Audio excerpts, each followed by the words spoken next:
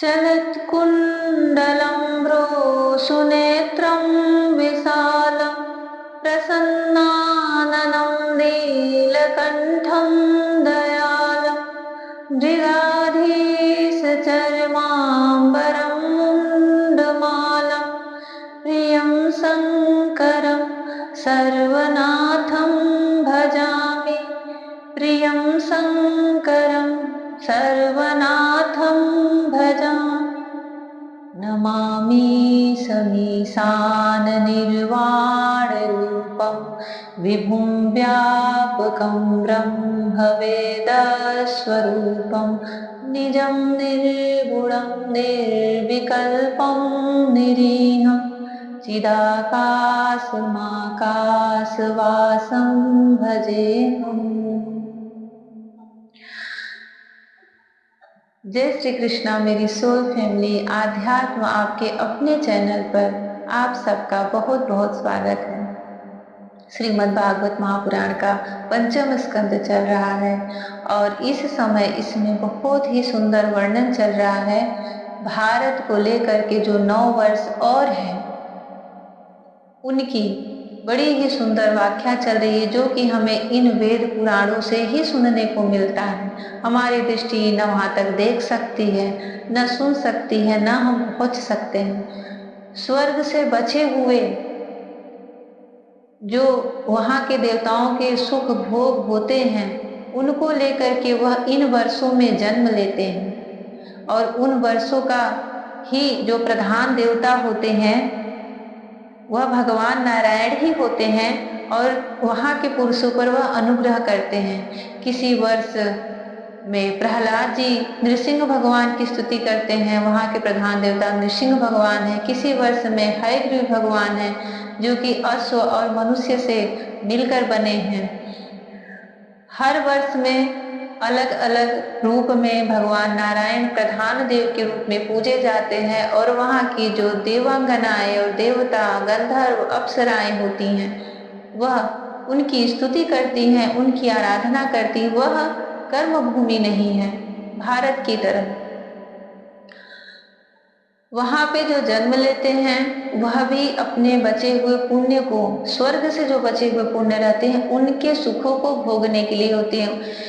उनकी आयु हर वर्ष की अलग अलग स्थिति होती है और उसका स्पष्ट वर्णन वेद व्यास मुनि इस भागवत में लिखे हैं, जिसे श्री सुखदेव जी राजा परीक्षित से कह रहे हैं। अभी इसमें गंगा जी की अवतरण का प्रसंग चल रहा है, जिसमें ब्रह्मांड को फोड़ करके जब नारायण वामन अवतार में त्रिलोकी को नाप रहे थे तो उनके अंगूठे के नख से ब्रह्मांड का कटाह भाग टूटा था। उसके ऊपर से गंगा जी आई थी और वह ब्रह्मलोक में मेरु पर्वत को सींचती हुई 4 भागों में बंटती हैं। चारों में वह 4 नाम उनको मिलता है और उस समय गंगा जी का नाम भगवतपदी था। उसके बाद उनको 4 नाम मिलते हैं। मेरु के शिखर पर ब्रह्मपुरी में वो जब गिरती हैं तो 4 भागों में वो बंटती हैं, सीता, अलकनंदा, चक्षु और भद्रा। ये 4 धाराएं 4 दिशाओं में बहती हुई कई नद नदियों के अधीश्वर अंत में समुद्र में मिलती हैं। ये चारों अलग अलग गंधमादन पर्वत, अलकनंदा, ब्रह्मपुरी, हिमालय, चारों भागों में पूर्व, पश्चिम, उत्तर, दक्षिण, माल्यवान, केतुमाल, जितने वर्ष हैं 9 वर्ष, इन वर्षों को सींचती हुई, भिगोती हुई, उनको पुण्य भूमि बनाती हुई यह धरती पर आती हैं। और जब गंगा जी वहां से निकलती हैं तो उनके वेग को सहने के लिए महादेव जी अपनी जटा खोलते हैं और उसमें धारण करते हैं। ब्रह्मा जी अपने कमंडल में धारण करते हैं। इनकी इतनी महिमा है गंगा जी की और धरती पर वह सबसे पुण्यदायिनी नदी मानी जाती हैं। भगवान विष्णु के चरण कमल से निकली हुई गंगा माँ को बारंबार प्रणाम है। जिन जिन घाटियों को, जिन जिन पर्वतों को वह सींचती हैं वहां का दृश्य कैसा होता है, वहां पे उनके नाम कैसे हैं, इसी का वर्णन अभी इस भागवत में इस प्रसंग में चल रहा है।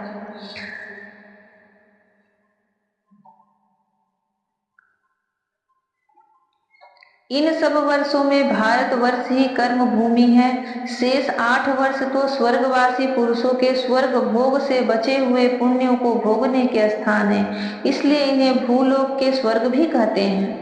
वहां के देवतुल्य मनुष्यों की मानवीय गणना के अनुसार 10,000 वर्ष की आयु होती है। उनमें 10,000 हाथियों का बल होता है तथा उनके वज्र सदृश सुदृढ़ शरीर में जो शक्ति, यौवन और उल्लास होते हैं, उनके कारण वे बहुत समय तक मैथुन आदि विषय भोगते रहते हैं। अंत में जब भोग समाप्त होने पर उनकी आयु का केवल 1 वर्ष रह जाता है, तब उनकी स्त्रियां गर्भ धारण करती हैं। इस प्रकार वहां सर्वदा त्रेता युग के समान समय बना रहता है।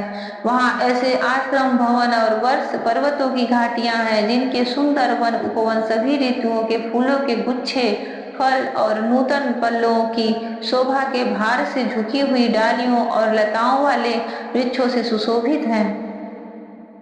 वहां निर्मल जल से भरे हुए ऐसे जलाशय भी हैं, जिनमें तरह तरह के नूतन कमल खिले रहते हैं, और उन कमलों की सुगंध से प्रमुदित होकर राजहंस, जलमुर्ग, कारंडो, सारस और चकवा आदि पंछी तरह तरह की बोली बोलते तथा विभिन्न जाति के मतवाले और भौरे मधुर मधुर गुंजान करते रहते हैं।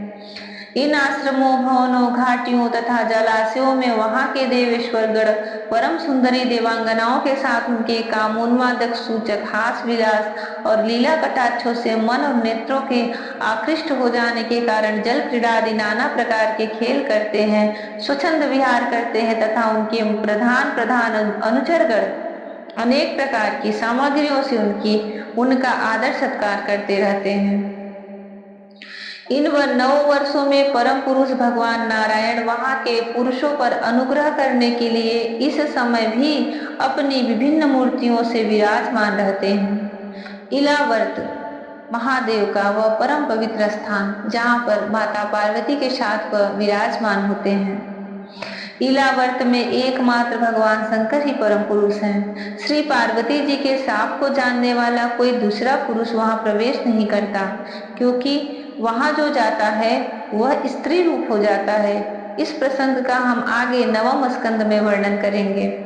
वहां पार्वती एवं उनकी अरबों खरबों दासियों से सेवित भगवान शंकर परम पुरुष परमात्मा की वासुदेव, प्रद्युम्न, अनिरुद्ध और संकर्षण संज्ञक चतुर्व्यूह मूर्तियों में से अपनी कारण रूपा संकर्षण नाम की तमः प्रधान चौथी मूर्ति का ध्यान निस्थ मनोमय विग्रह के रूप में चिंतन करते हैं और इस मंत्र का उच्चारण करते हुए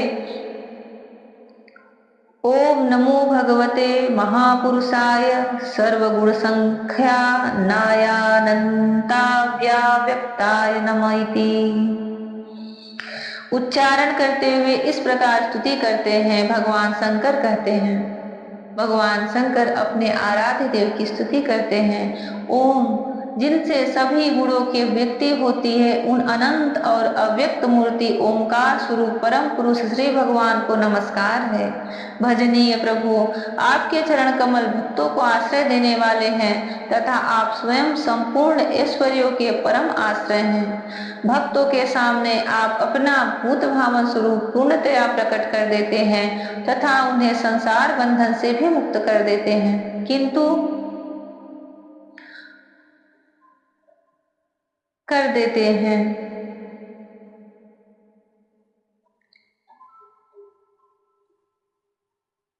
किंतु अभक्तों को उस बंधन में डालते रहते हैं। आप ही सर्वेश्वर हैं, मैं आपका भजन करता हूँ। प्रभु, हम लोग क्रोध के आवेग को नहीं जीत सके हैं तथा हमारी दृष्टि तत्काल पाप से लिप्त हो जाती है, परंतु आप तो संसार का नियमन करने के लिए निरंतर साक्षी रूप से उसके सारे व्यापारों को देखते रहते हैं। तथापि हमारी तरफ आपकी दृष्टि पर उन्मायिक विषयों तथा चित्त की वृत्तियों का नाम मात्र को भी प्रभाव नहीं पड़ता। ऐसी स्थिति में अपने मन को वश में करने वाली इच्छा वाला कौन पुरुष आपका आदर न करेगा। आप जिन पुरुषों को मधु आस्वादि पान के कारण अरुण नयन और मतवाले जान पड़ते हैं, वे माया के वशीभूत होकर ही ऐसा मिथ्या दर्शन करते हैं तथा आपके चरण स्पर्श से ही चित्त चंचल हो जाने के कारण नाग पत्नियां लज्जावश आपकी पूजा करने में असमर्थ हो जाती हैं। वेद मंत्र आपको जगत की उत्पत्ति, स्थिति और लय का कारण बताते हैं, परंतु आप न स्वयं इन तीनों विकारों से रहित हैं, इसलिए आपको अनंत कहते हैं। आपके सहस्त्र मस्तकों पर यह भूमंडल सरसों के दाने के समान रखा हुआ है। आपको तो यह भी नहीं मालूम होता कि वह कहाँ स्थित है। जिनसे उत्पन्न हुआ मैं अहंकार रूप अपने त्रिगुणमय तेज से देवता, इंद्रिय और भूतों की रचना करता हूँ, वे विज्ञान के आश्रय भगवान ब्रह्मा जी भी आपके ही महतत्व संज्ञक प्रथम गुणमय स्वरूप है। महात्मन, महतत्व, अहंकार, इंद्रियाभिमानी देवता, इंद्रियां और पंचभूत आदि हम सभी डोरी में बंधे हुए हैं। पंछी के समान आपकी क्रिया शक्ति के वशीभूत रहकर आपकी ही कृपा से इस जगत की रचना करते हैं। सत्वादि गुणों की दृष्टि से मोहित हुआ यह जीव आपकी ही रची हुई तथा कर्म बंधन में बांधने वाली माया को तो कदाचित जान भी लेता है, किंतु उससे मुक्त होने का उपाय उसे सुगमता से नहीं मालूम होता। इस जगत की उत्पत्ति और प्रलय भी आपके ही रूप हैं। ऐसे मैं आपको बार बार नमस्कार करता हूँ। जय श्री कृष्ण। महादेव इलावर्त में अपनी अर्धांगिनी माता पार्वती के साथ विराजमान रहते हैं। करोड़ों दासियां, अरबों खरबों दासियां उनकी सेवा में रहती हैं। वहां उनके सिवा और कोई पुरुष नहीं जा सकता। बड़ा ही दिव्य वर्णन इसका आगे इलावर्त का आगे आएगा। नंदा और अलकनंदा नाम की दो नदियों, जो गंगा जी की ही धारा है, से वह इलावर्त घिरा रहता है। आप लोगों को मैं एक बड़ा ही भगवान से जुड़ी हुई, महादेव से जुड़ी हुई यह इलावर्त का जब भी प्रसंग भागवत में आता है तो मुझे वह घटना याद आ जाती है। पिछली बार जब भागवत पढ़ रही थी, इसका अध्ययन कर रही थी, पाठ कर रही थी, तो यही प्रसंग जब आया इलावर्त का, तो इतना सुंदर मन में इसकी झांकी दिखी कि महादेव जैसे बैठते हैं, तर्क मुद्रा में बैठे हैं और चारों तरफ गंगा जी की धारा उस घाटी को गुजार रही है, गूंज रहा है जैसे वहां पे सब कुछ। और वो इतना स्पष्ट उसका छवि हृदय में दिखा, जैसे लगा कि जैसे आंखों के सामने उसे देख रही हूँ। और वह बार बार दिखता था जब भी ध्यान करती थी, पूजा करती थी। और उसी समय भागवत भी चल रहा था और उसी समय ये श्रावण मास का अधिक मास, पुरुषोत्तम मास भी चल रहा था। मेरा व्रत भी चल रहा था। मैं महादेव के लिए 1 महीने का व्रत थी और ऐसे ही मन से उनको एक प्रश्न सा किया कि जब यह इलावर्त जो भी झांकी दृश्य दिख रही है, यह सत्य है, तो मुझे आपके वह महाबिल्व पत्र की प्राप्ति हो जाए, जो कि बड़ा ही दुर्लभ है। और बस यही मन में पूरे 1 महीने तक चलता रहा। न वह झांकी दिखनी बंद हुई और ना ही मन से वह मनोकामना ही बंद हुई कि जाने दो, नहीं सोचती। अंत सावन बीतते बीतते और यही जो समय अभी चल रहा है पितृपक्ष का, आते आते मुझे वह 12 पत्ते का बिल्व पत्र मिला, महाबिल्व पत्र, जो मैं हमेशा उसका फोटो और वीडियो अपने भागवत में लगाती रहती हूँ। ये जब भी मैं देखती हूँ तो मुझे महादेव भागवत का ये जो प्रसंग है पंचम स्कंद का, इलावर्त का, स्पष्ट जो पूरा प्रसंग याद आ जाता है और यह समझ में आता है कि उनका एक स्थान है, निज स्थान है माता पार्वती के साथ विहार करने का, उनके साथ रहने, उनको प्रसन्न करने के लिए। हमें हमेशा कैलाश पर्वत की छवि जहाँ पे दिखाई जाती है, बताई जाती है, जहाँ पे कि उनके सारे अनुचरगण, जो उनके भूत प्रेत भक्त सन्यासी मिलने जाते हैं, वह उनका ऐसा स्थान है जहाँ पे हर कोई जा सकता है। परंतु यह इलावर्त एक ऐसा दिव्य स्थान है जहाँ सिर्फ और सिर्फ महादेव ही पुरुष हैं। अन्य कोई भी वहां नहीं जा सकता, सिर्फ स्त्रियां जा सकती हैं। और जब इसको पढ़ती हूँ तो स्त्री होने पर अपने आप को सौभाग्यशाली मानती हूँ कि कहीं तो कोई ऐसा स्थान है जहाँ पे स्त्रियों का इतना सम्मान है। माता पार्वती और माँ दुर्गा का वह स्थान है। भगवान सब पर भोलेनाथ अपनी करुणामय दृष्टि बरसाएं। महादेव बहुत ही भोले हैं, बहुत ही दयालु हैं।